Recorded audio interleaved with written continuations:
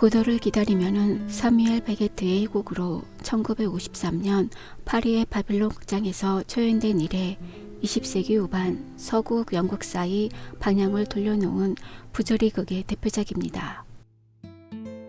이 연극이 처음 상연되었을 때에는 일반 대중은 물론 평론가들도 도무지 무슨 내용인지 이해가 안 된다는 혹평에 시달렸습니다. 이 작품이 무엇을 의미하는가 혹은 고도는 무엇을 의미하는가에 대해 수많은 견해들이 등장했습니다.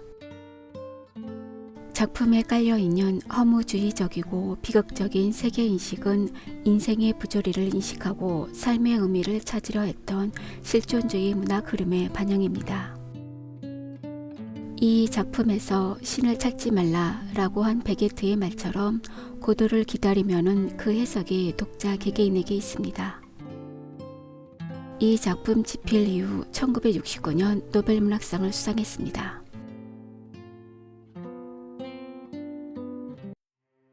고도를 기다리며 작품 속으로 떠나보겠습니다.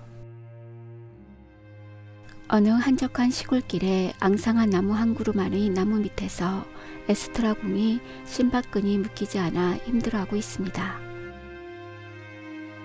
이때 블라디미르가 그에게 다가옵니다.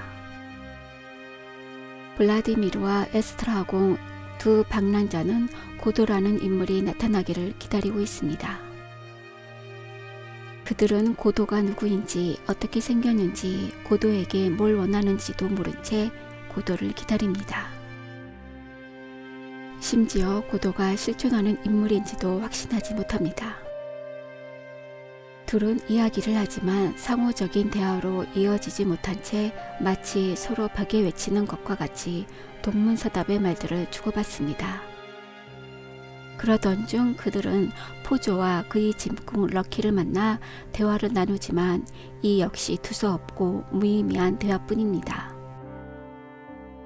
그들의 기다림은 아주 오래되어 고도가 누구인지 기다리는 장소와 시간이 맞는지도 불분명합니다. 두 사람은 이제 습관이 된 지루한 기다림을 견디기 위해 온갖 노력을 합니다. 질문하기, 대받기, 욕하기, 운동하기, 장난하기, 춤추기, 계속되는 기다림에 지쳐갈 때 두 사람 앞에 나타난 것은 고도가 아니라 고도의 전과를 알리는 소년이었습니다. 소년은 그들에게 고도 씨는 내일 온다는 사실을 알려줍니다. 제2막 다음 날도 비슷한 내용이 그대로 반복됩니다. 마지막에 다시 소년이 등장해 전에 했던 말을 그대로 합니다. 블라디미르는 같은 말을 반복하는 소년에게 화를 내며 쫓아버리고 잠을 자다 깬 에스트라 궁이 고도가 왔는지 묻습니다.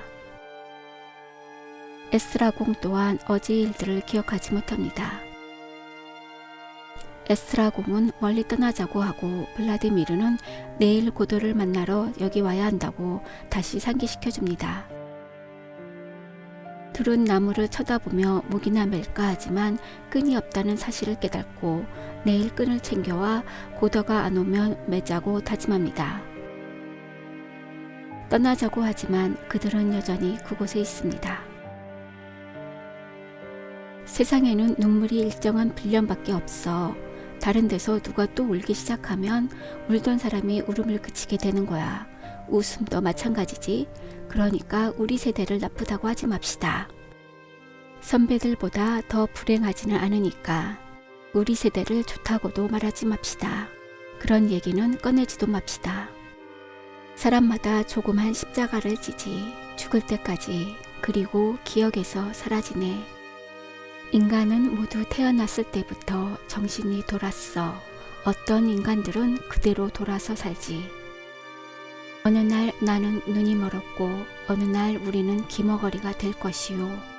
어느 날 우리는 태어났고 어느 날 우리는 죽을 것이요. 똑같은 날 똑같은 시각에 말이요. 태어날 때부터 무덤에 걸터앉게 되는 것이요. 눈 깜빡할 사이에 빛이 비치고는 또 다시 밤이 되는 것이요. 시대적 배경을 알아보겠습니다.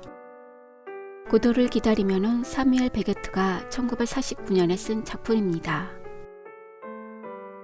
작품의 시대적 배경은 제2차 세계대전 이후의 유럽과 아일랜드에 있습니다. 아일랜드 출신인 베게트는 1939년 2차 세계대전이 발발하자 중립국 국민이라는 안전한 신분을 이용해 프랑스 친구들의 레지스탕스 운동을 도왔습니다. 제2차 세계대전 후 작가들은 전쟁의 상처와 삶의 의미를 대한 깊은 사유를 유발하게 됩니다. 고도를 기다리며 역시 이 시대적 변화와 전쟁의 영향을 작품 내에 반영하고 있습니다. 작품에서 주인공들은 알 수 없는 장소에서 시간을 보내고 있습니다. 이는 전쟁의 여파로 고독, 혼란, 존엄성의 상실 등을 상징적으로 보여주고 있습니다. 작가에 대해서 알아보겠습니다. 사뮤엘 베게트는 1906년 아일랜드의 폭스로크에서 부유한 신교도 집안의 차남으로 태어났습니다. 어릴 때부터 학업과 스포츠에 뛰어난 재능을 보였습니다. 1923년 트리니티 칼리지에 입학해 프랑스어와 이탈리아어를 전공했습니다.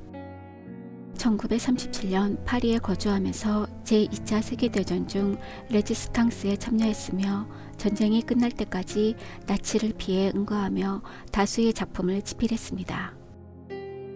1952년 고도를 기다리며 으로 반연극의 선구자가 되었습니다.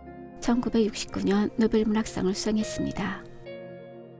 대표적 작품으로는 고도를 기다리며 몰로이, 말론 죽다, 명명하기 힘든 것, 이름 붙일 수 없는 것 등이 있습니다. 오늘의 생각해볼 문제입니다. 첫 번째, 블라디미르 가면 안 되지. 에스트라공 왜? 블라디미르 고도를 기다려야지. 에스트라공 아 참 그렇지. 두 사람의 이 대사는 전편을 통해 마치 교향곡에서처럼 하나의 모티프가 되어 간헐적으로 기다림은 다시 이어집니다. 기다리면서 그들은 무엇을 했을까요? 두 번째, 베게트의 연극을 부조리 연극이라 최초로 이름 붙인 마틴 에슬리는 베게트를 유쾌한 허무주의자라고 일컬었습니다. 베게트의 연극에는 비극적인 어두움이 깔려 있습니다. 그는 삶을 지배하는 것은 고통이라고 말합니다. 그 고통은 자신만의 것이 아니라 타인의 고통, 즉 무엇을 말하는 것이라고 생각하나요? 세 번째, 고도를 기다리며에서 인물들을 생각해 보면서 어떤 결말이 이어질 거라고 생각하나요?